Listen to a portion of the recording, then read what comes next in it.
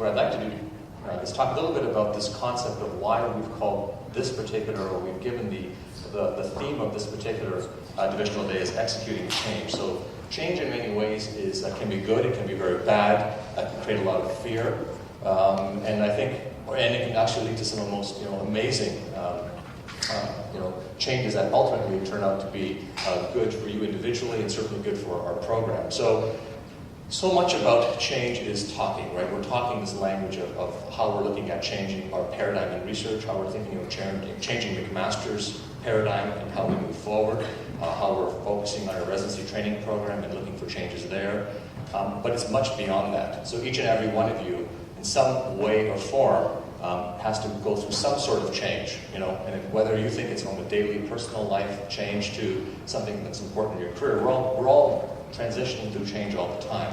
And we can talk about change, but ultimately, really saying isn't doing. Ultimately, we have to do. It's really the art of getting things done.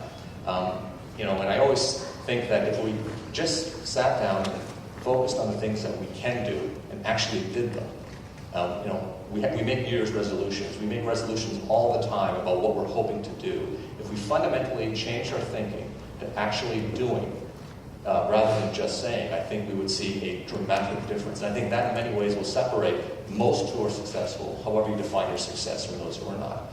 It's the ability to get things done. So this is really about execution. And the individuals we've invited today, to me, are the epitome of execution. Execution at work, and I think we're going to learn a lot from their particular stories. We're going to hear today from, and I won't go into a long introduction now because he's going to give a formal introduction, but Professor Jim Heckman, who doesn't really need any introduction, but he is the past president of the American Academy of Orthopedic Surgeons. He's, as you know, has been the illustrious recent past editor of JBJS, fundamentally responsible, I think, for what makes JBJS what it is, and fundamentally responsible for its absolute rise as the single most important resource for orthopedic surgeons. We have Beata Hansen, who I met, I guess, a decade ago as we were driving in this morning. I was a resident, and she was coming to learn about evidence-based practice and evidence-based medicine. And together, for about the last, 10 years, we've shared a journey really parallel, thinking about moving evidence. So she's going to talk to us a little bit about what all this means, and she's going to sum that up. So we're absolutely honored to have her with us today, and thank her for that travel from Zurich. We have Victor Neufeld, who will be here this afternoon, talking about global research and the importance of bringing groups, together. And we're going to hear lots about what he's doing. He's doing some amazing things, which I hope will really get some of you really thinking about joining his collaborative. He's got a Canadian coalition for global health research, and I think hearing from him would be fairly, new and novel and certainly inspiring. But last night, we also honored some of our faculty. So for those of you who didn't have the opportunity to join us, we certainly missed you. But I can tell you that we at McMaster have been awarding faculty recognition awards because we believe it's important that our faculty, and from my perspective, obviously, is from the divisional perspective, is making sure that the faculty at McMaster who are doing the work and working towards the vision of executing get that reward. So yesterday, Justin DeVere was awarded our faculty recognition award. Many of you remember that award was given to Michelle Gert for her efforts last year. So we are continuing to try to find ways to enable those who are doing to continue to do, and hopefully encourage those to start doing, and help us in that movement. But we've had a faculty retreat, and many of you were at this retreat. And when I look at this particular picture, I look at an absolute potential, a potential group that has,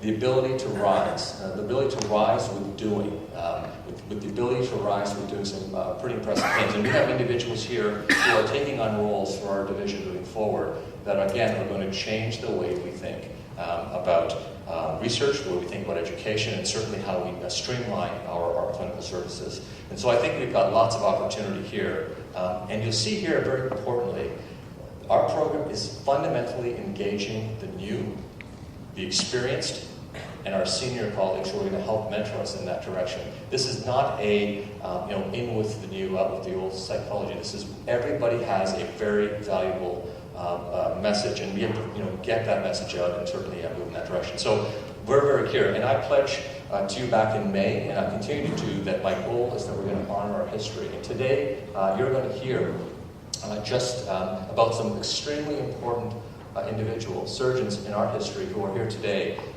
and you're going to hear more about them as we move forward. But we are going to recognize those who built McMaster to where it is. We're going to recognize those who took our Department of Surgery to where it is today. And we're going to recognize those who are the early chairs of our division, who ultimately were fundamentally responsible for putting us on this path that we are today. We're going to definitely create a culture of engagement, but an engagement requires a two-sided interaction. Each and every one of us, as a broken record, has something very important to give to this program. So the extent to which we can get you to do that, get you to find what you want to do and do it, I think we will be second to none. But talk is cheap, isn't it? You know, I can get up here and talk, but the thing is we have to get things done. And this is I quite like this quote from Indira Gandhi, as many of you know, was the Prime Minister of India some years ago. But she said that my grandfather once told me that there were two kinds of people: those who actually do the work and those who take the credit. He told me to try to be in the first group. There's a lot less competition. And that is basically what it's about. It doesn't take a lot. If you just get things done, you are already in a very high percentile. I'd say probably in the 95th percentile of our group. I mean, a lot of us, and we were talking yesterday about this, you know, Dr. Heckman was talking, he says, you know, lots of people say they're going to do stuff, but if you actually get it done, that will fundamentally change your trajectory. And hopefully he'll speak to some of that. But that's what it's about, isn't it? It's about whatever you do in your life, getting things done. Not saying, but working towards that goal. And when we think about these visionaries, you know, what do you think in the business world? Whether it's Jack Welch, who's been quoted as the CEO of the century, you know, lots of books written about him, whether it's the Buffetts of the world, whether it's Bill Gates, whoever it is, you know, these are individuals fundamentally who got things done. And if we can move in that direction, that is exactly what we're going to do. But we have to think global. This is why we have to think beyond the confines, you know, of McMaster University's campus. We have to think that if we're going to expand our globe and expand the type of things we do, we've got to go global. And we've got to be thinking that direction. And highly successful people who execute typically are those who are thinking big, thinking global, and thinking how we're going to, you know, move in that direction. And whether this globe is a golf ball and it's Tiger Woods, or whatever it is, the bottom line is execution in its fundamental form is defined as the practice of bringing your strategy, your vision to execution, right? To bring it to fruition. And there are three critical forces I would suggest to you that power this exceptional thing, this art of getting things done. You've got to have an alignment, you have to have mindset, you have to have capability.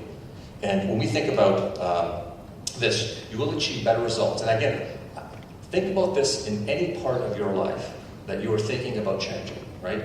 You achieve better results when the people understand your strategy, whether it's your children, your spouse, your partner, your colleagues, your residents, your trainees, your students, whoever that is, your superiors. If they understand what it is that you're trying to do, they understand the implications at their level. What is it in for them to make that change?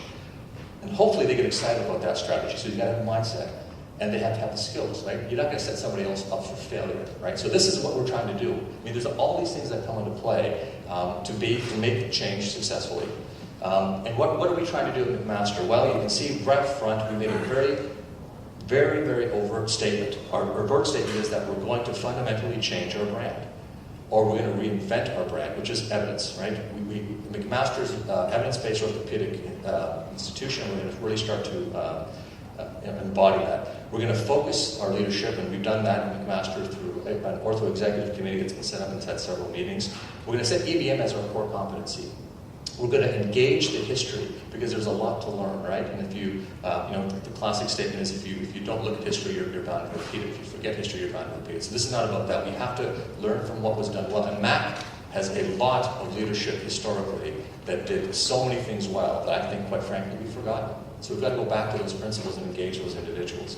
We've got to strengthen our residency training program, which is core to any program. We have to centralize our research. We can't work in silos anymore. We've got to work together. And we have to build interdepartmental ties. And today's just that example. We're working very closely with radiology. We're working very closely with rehabilitation. But that's the kind of things I think that we have to do. And we have to become philanthropists. And by that, it isn't just about giving of our personal acquisition of wealth. It's about academic philanthropy. And I mean by sharing knowledge. I mean, going to places that don't have access to the knowledge we have and absolutely giving of it willingly. Getting to people that don't have access to the knowledge we have and sharing. If someone needs help and they need our help and they want to do something really important, we got to help them, right? And we have to help them academically. Our growth is going to be as monumental if we help others grow.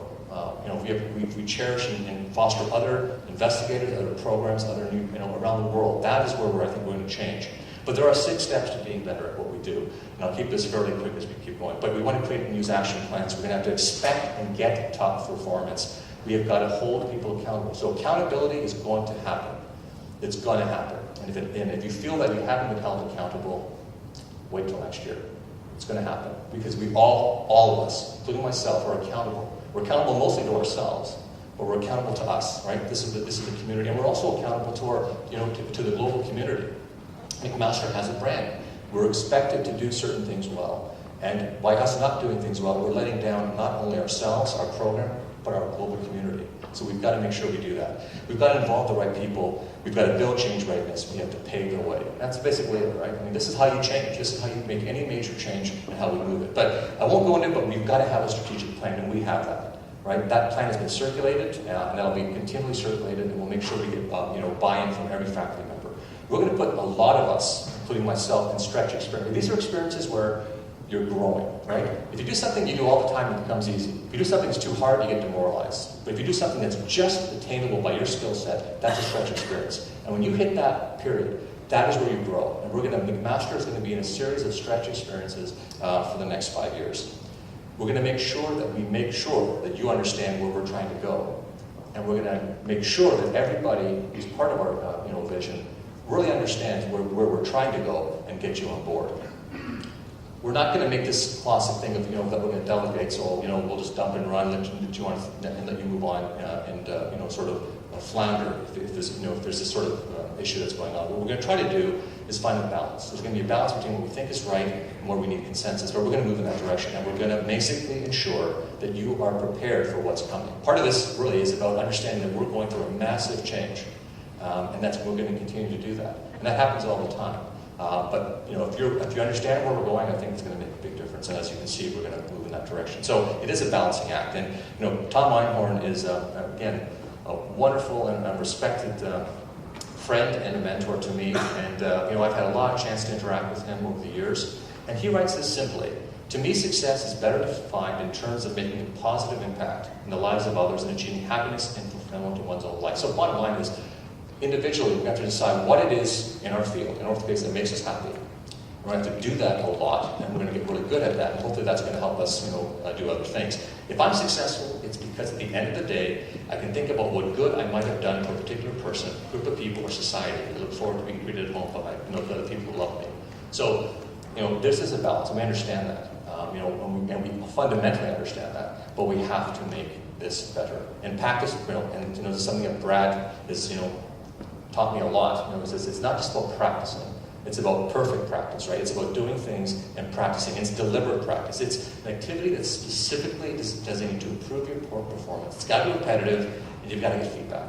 So as we make these iterative changes of change, we're going to be asking for feedback, and you're seeing that happening now in our program. So that's the kind of stuff we're doing. I'll give an analogy to some of you know Chris Rock probably. He basically perfects it. He will go on a tour of small places, and he'll practice and he'll practice and he'll practice, because he wants to make sure on that one day he's ready to go. And so part of everything we're doing is about practicing. And you can think about whether you want a presentation circuit, right? I mean, you might take a talk and you work on it, you practice it locally, and you practice it again. But when it comes time to present here today, you've perfected it, right? And you've gotten to a point where you're ready to share that. And that's what it's about. It's about thinking and practicing and being ready for that. But at the end of the day, we have to look in the mirror and ask ourselves this: do we have a plan? Do we have a vision? Are we surrounding ourselves with the right people? Do you have the skills to execute our plan? And if we are we, and if not, I guess we're saying if we're not ready to do it, are we ready to put in the practice to do it? And I would put forth that we have that plan, we have that vision, we have absolutely the right people to make this happen here. And I think that with the appropriate practice, we can absolutely really change the paradigm of some of the things we're trying to do at McMaster Orthopedics. And specifically, McMaster Orthopedics is not going to be the be all and end all program for all things. But we're going to focus on what we do well, we're going to get better at it, we're going to refine it, we're going to continue to do it well, and we're going to share that with the world. And that is my pledge to you over the next few years. So thank you very much.